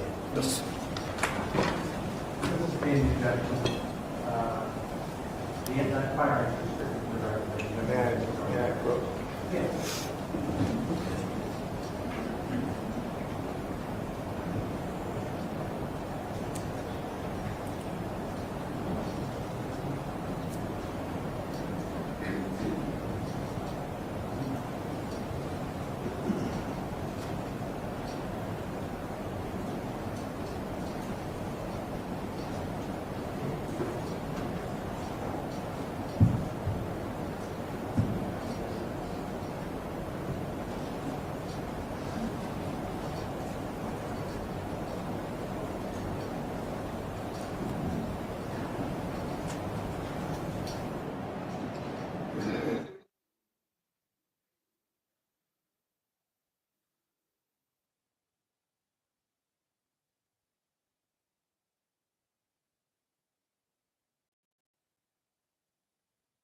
So, prosecution is thinking a little bit, but yeah. So this attorney, the defense attorney, that's where, like I say, I don't know if it is like transcripts or situations, or he just says them, but the prosecutor doesn't say it. All the 21 f bombs, I think, that has been said by the defense attorney. Most of them have been said by the defense attorney, and so that's why we are counting them. that he says it so freely and so easily. It's not like our friend Stacy Rodriguez that says, "Oh, I'm very scared to swear," and then she got very comfortable in the stand. He's just like he's talking to his pals and swearing. And Gardenbot is standing next to me with a half of a donut and eating, and then the donut right in front of me. Yeah, but it doesn't shy away from doing so. I haven't heard the prosecution swearing. I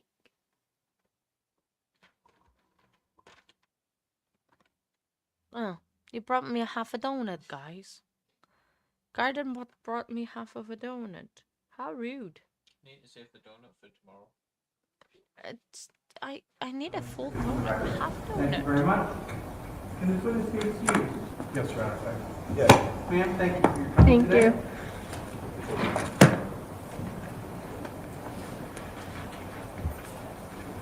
Sit. Oh, come on. Sorry. Don't mean to rush you. Take your time. No, you're good.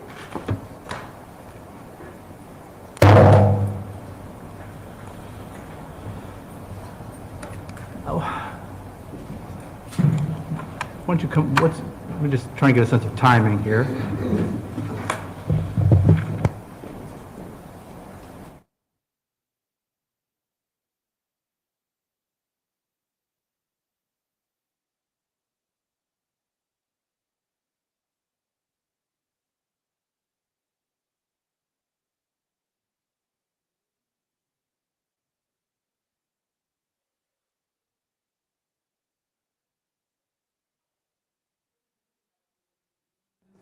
Amongst ourselves, it's actually 2:30 at this point.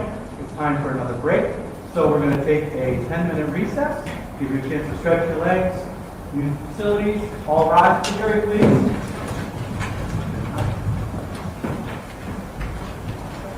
Thank you. Yeah, you can go, ma'am.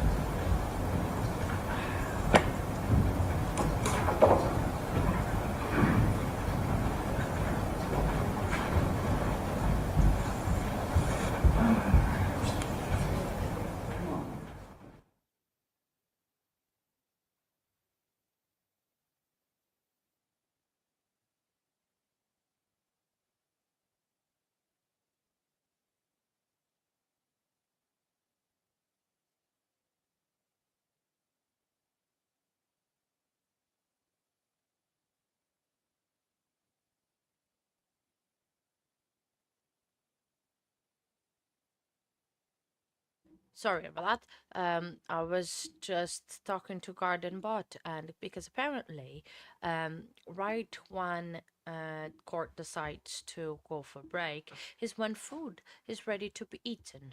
Um, so literally dinner is ready, and now the court decided to go on a break. So, oh yeah, I will eat. Don't worry. The food it can cool down a bit because it just came out of the oven, so it's not bother.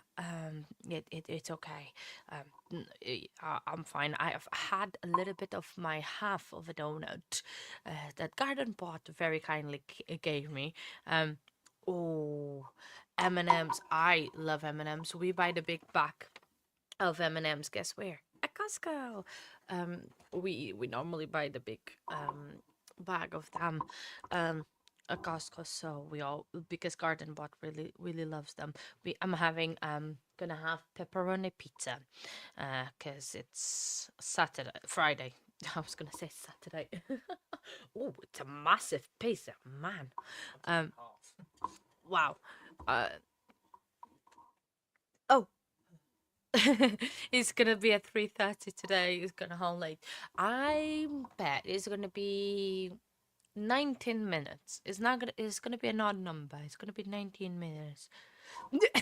Same, Lois. We buy the share bag, but the Garden Bot doesn't share, and he gets very angry if people eat this his M&Ms. But he leaves in his chair where he is all the time next to me, but he forgets He forgets the M&Ms there, and then he's surprised that I eat them. Well, you left them in the wrong place, so not my fault by eating them. Um, oh wow, an hour and 15 minutes. Has he been that late all the time? That is crazy. Um, you hide your chocolates. Nice. Pickles, I agree with you. Share means share with my other personalities. That is for sure. I have about 1 million of them, and all of them need to eat. That's why I eat so much. That all my personalities need to eat, and I agree with you. See, this is why forced myself to do this, to hang out with you guys. You guys are making me feel a bit better already, and I appreciate it. Oh, I that's kind of like me. I smell chocolate. I can smell chocolate a mile away. Um, chocolate and food in general, as long as it's unhealthy food. Because if it is healthy food, that's probably. How is he allowed to stay in a courtroom? Hang on, and wouldn't? Oh wait, are they still in a sidebar? I thought they were on a break. Hang on, I'm confused. Huh? Sorry, I just looked at the screen, because again, when I'm talking, I'm wondering. My head is wondering, and um, I am. Oh yeah, like I thought we were on a break, but he's still there. And the way he's seated, like, is he a bit too comfortable? Helped him with your account. Uh, um. So. Oh.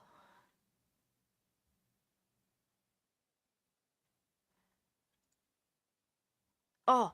You okay, Stephanie? Is everything all right? I hope so. Cause, well, no. Who was it? Ah. Ah. Okay. Ah. All right. That's okay.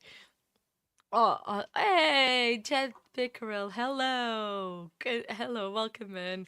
Don't forget to drop your like on your way in, Jed. Nice to see you.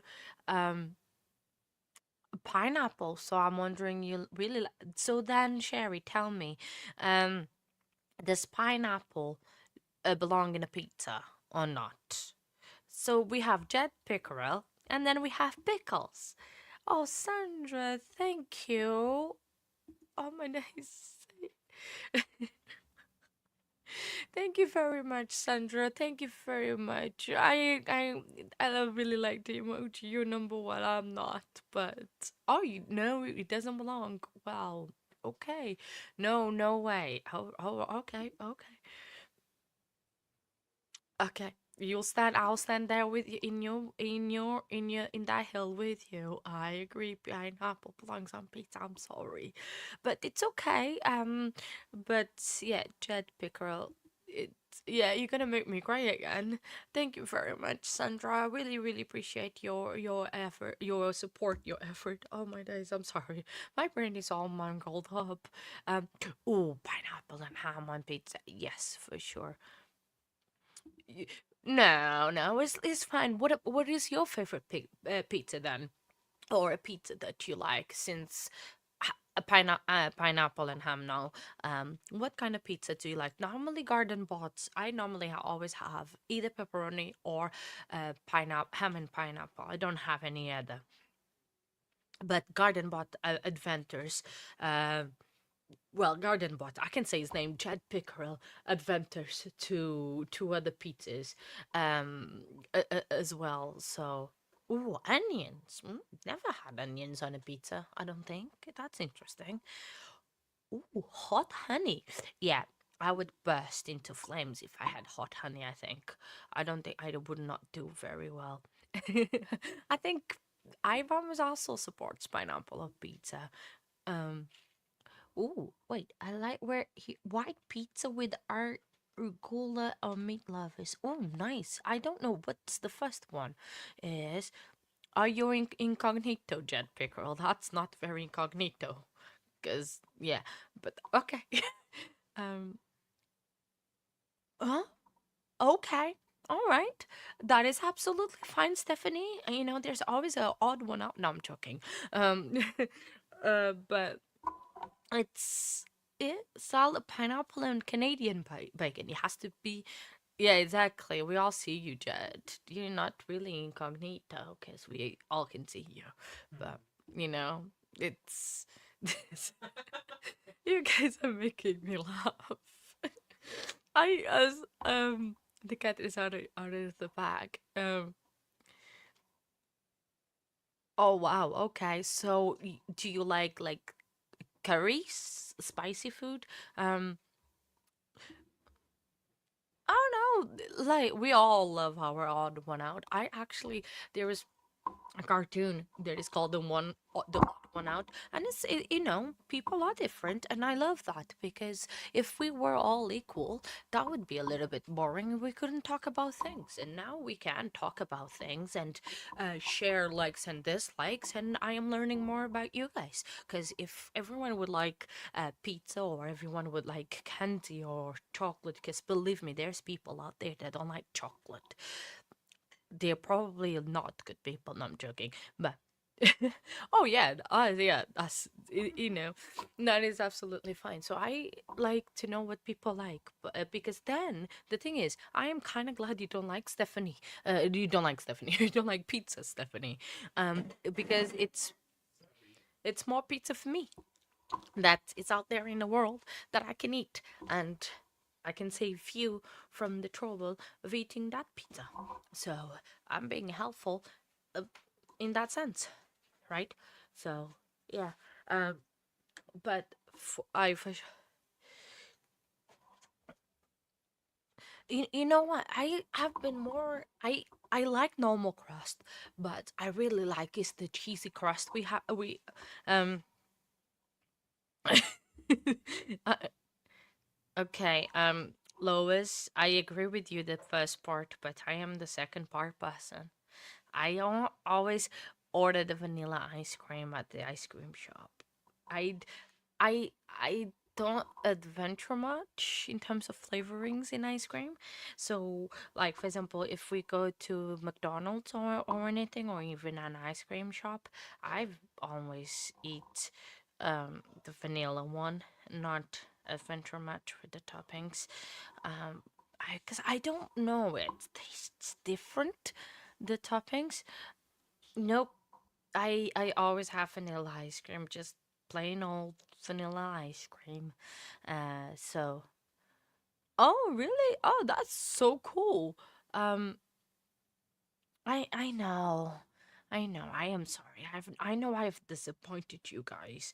I know it's I they sound nice. The flavor sounds nice. You have bubblegum, black raspberry, chocolate, caramel, and Oreo McFlurries and Maltesers and everything that you can think you can put on in an ice cream, but it just doesn't appeal me.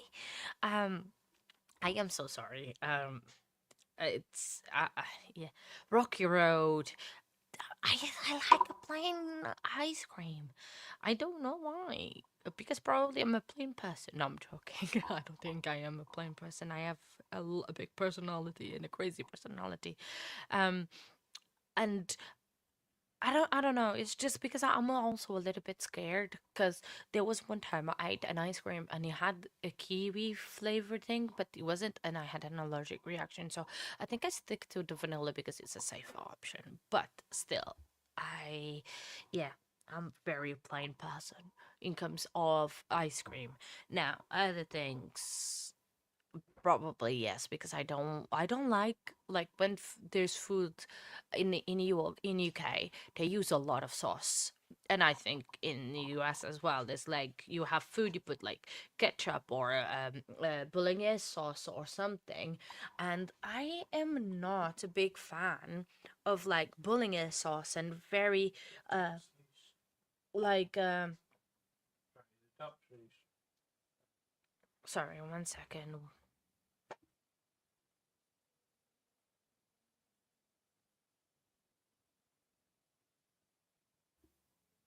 So I was just saying, so it's like they have a very like saucy meat food, and I am a plain person when it comes to food as well. So like bolognese sauce, I don't like too much sauce on it. I like I like ketchup and mayo in the meals when it's appropriate to have. Um, but I don't like too much saucy. I don't know why. It's even though I was raised in Portugal and we have sauces and everything. I don't know.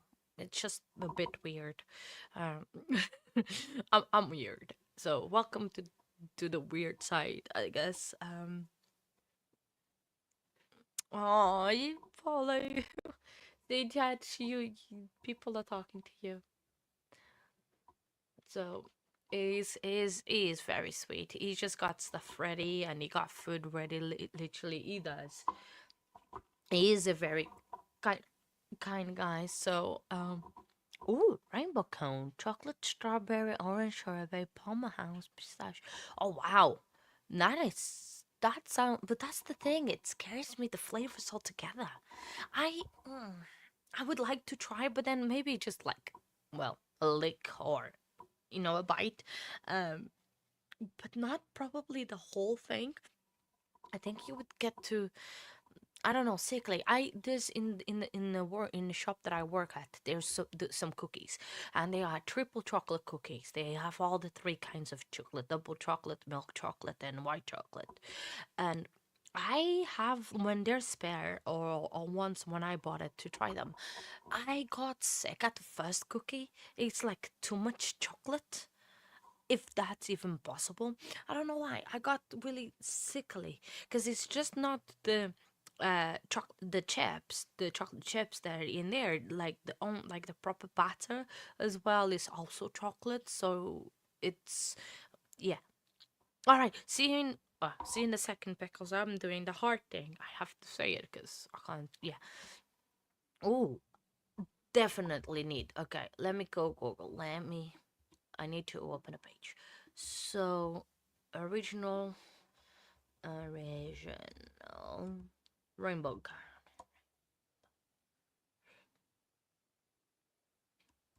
Okay. Oh, Chicago. Let me. Oh wow, that is a feast of colors. That is indeed. So that's chocolate. I would imagine at the bottom, and then strawberry, something, some pistachio, and wow, none is definitely looks good. But that's the thing. I probably would try it, but then I would not eat the whole thing because I think for me it would get too sickly. Um. Ooh. Oh yes, definitely. I think that's a great idea, Paula. So I need a list of unique items to have in your area that I need to try. I need to put in my bucket list and need to make a note of that. So I need to put my pizza on one side. Um, yeah, it is a meal. It's like definitely. I think you would be fed through that for forever. Um, I know I'm gonna eat my pizza when Court decides to get back because every time that food is done, Court decides to go on a break, and well, at least the pizza is cooled down now. At least it's not very hot, which is fine. I don't want to leave awkward silence on stream. It's yeah, definitely not good.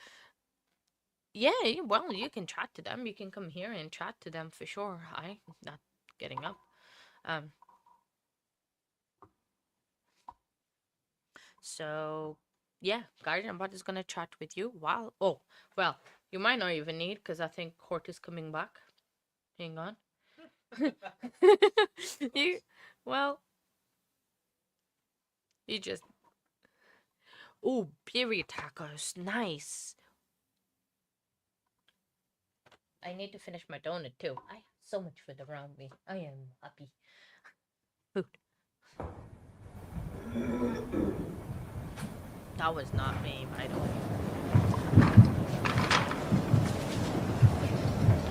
Ooh, I need to try that proper barbecue, Texas barbecue. So, as sometimes is the case in trials, we've run into a little bit of a scheduling snafu in terms of witness availability. The result of which is we're going to end early today. So we're going to stop today at this point. Good news, it's a beautiful day out there, so you can enjoy the afternoon weather. We will resume on Monday morning at 10 o'clock. As you've been told, Monday's a short day.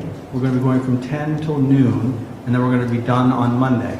I will tell you that even though we're stopping short today, and we've had a number of other delays, we are still well on track to finish this case on time. In fact, we may even finish this case, I don't want to make promises we can't keep, but we may even finish it earlier than we'd anticipated when we first scheduled this case. So everything is fine in terms of scheduling.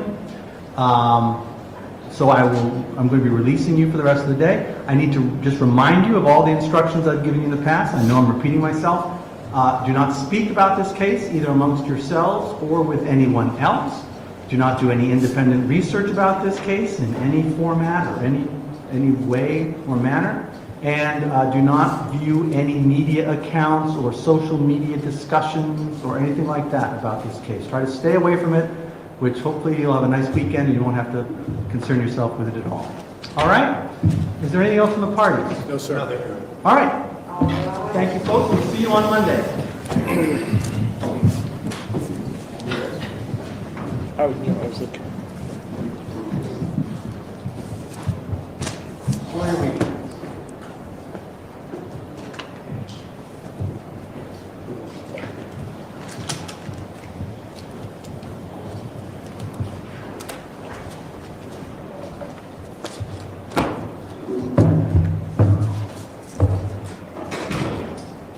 Thank you all. Obviously, to the extent that any decisions are made over the weekend in terms of motions, to the extent you can get those in over the weekend so that you can have a heads up about what's coming on Monday morning, that would be helpful, but I'll leave it to you all to figure that all out. We'll try to have a substantive discussion. Very good. Otherwise, I'll see you Monday morning.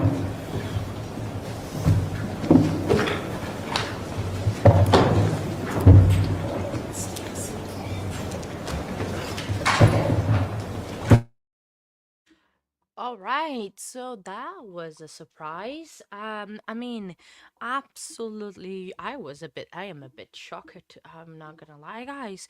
We had bye pickles. Have a great weekend. Um, I'm a bit shocked that we had a bit of an early day. I mean, it is good. I am not complaining. We get to enjoy our weekends a little bit. I can go and have a good cry as well, and enjoy the day tomorrow, and then enjoy the weekend as well. Keep an eye out on the um on the community tab of the YouTube, because I will post a picture about the wedding we're gonna go tomorrow. And Sandra, sorry, single you out, so reach me on the email in there, because you won the prize for the verdict came in our last trial. You are the last person I still need to reach, so I can send you your prize if you like, and I can eat my pizza after the stream. Likes, I just wanted to thank you, every single one of you, for being here, for liking the stream, for supporting me just by being here and everything. And I appreciate you so much, so much. And there's not words enough to tell how much I appreciate every single one of you. And I wanted to thank you for everything. I'll see you all on Monday. I'll see you on Sunday as well for our members, because it's Members Day on Sunday. And have a great weekend, and indeed, have a great weekend. I love you all, and have an amazing day. Thank you very much for everything, everybody. Thank you. Bye. And I'm a real-time crime professional.